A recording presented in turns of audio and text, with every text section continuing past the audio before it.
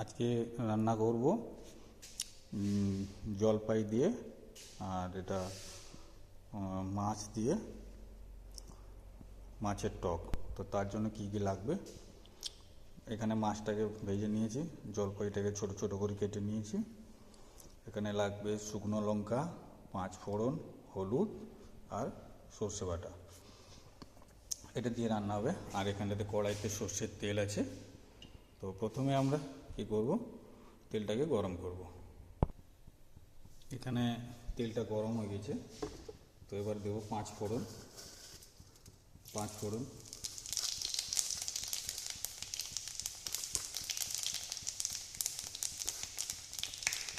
তারপরে দেবো শুকনো লঙ্কা,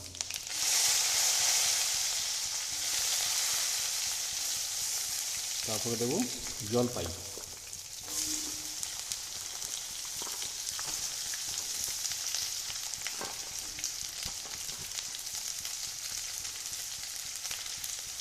এখন এটা হালকা হালকা ভাজতে হবে।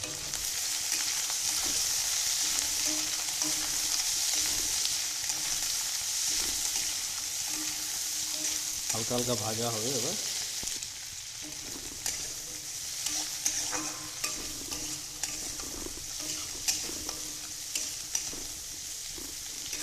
হালকা হালকা ভাজা হয়ে গেছে। এবার দেবো সর্ষে বাটার জলটা। সর্ষে বাটার জলটা আমরা ছেঁকে নেব, কারণ এতে অনেক ডাস্ট আছে। তো পিওর করে নেবো এটাকে।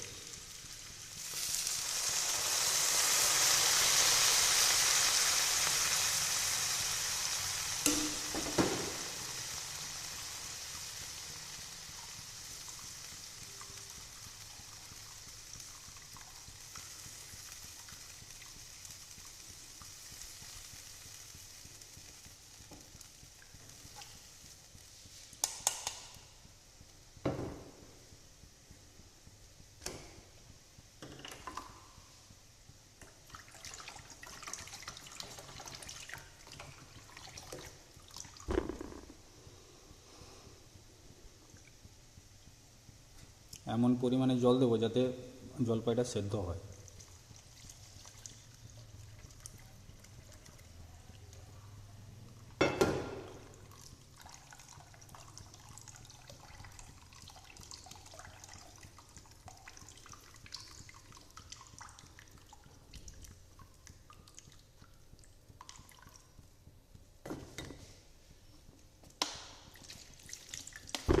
এবারে এটা একটু নাড়িয়ে নেব। এবার দেবো পরিমাণ মতো লবণ,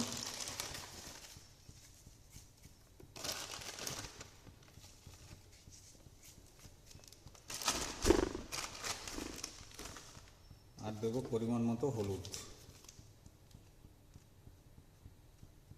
হলুদটা একটুখানি অল্পই দেবে, কারণ বন্ধ করবে না হলে। দেখবো নাড়িয়ে দেবো।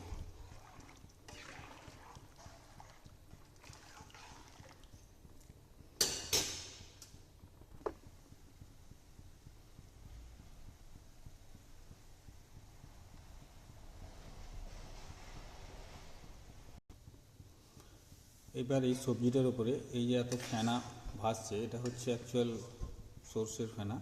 তো এটাকে মাঝে মধ্যে হালকা হালকা করে নেড়ে দিতে লাগবে, দিলে ফেনাটা কমে যাবে আস্তে আস্তে।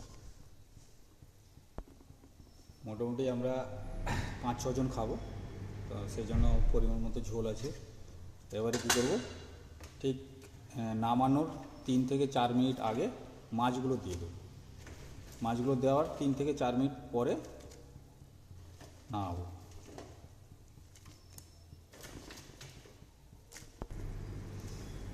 এবারে মোটামুটি আমাদের টকটা হয়ে গেছে। এবার এটাকে কী করবো, নামিয়ে নেব।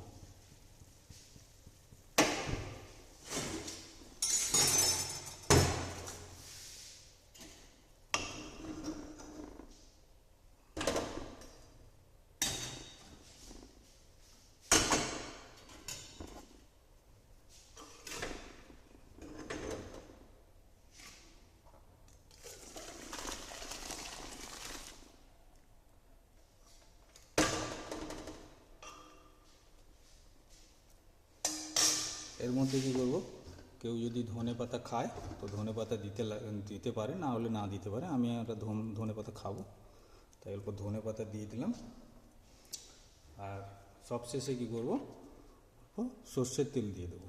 সর্ষের তেল দিয়ে এটাকে ঢাকনা দিয়ে রেখে দেবো 5 থেকে 7 মিনিটের জন্য। প্রায় 7 মিনিট হয়ে গেছে সর্ষের তেলটা দেওয়ার পরে। কী করবো, একটুখানি এটাকে নাড়িয়ে নেব।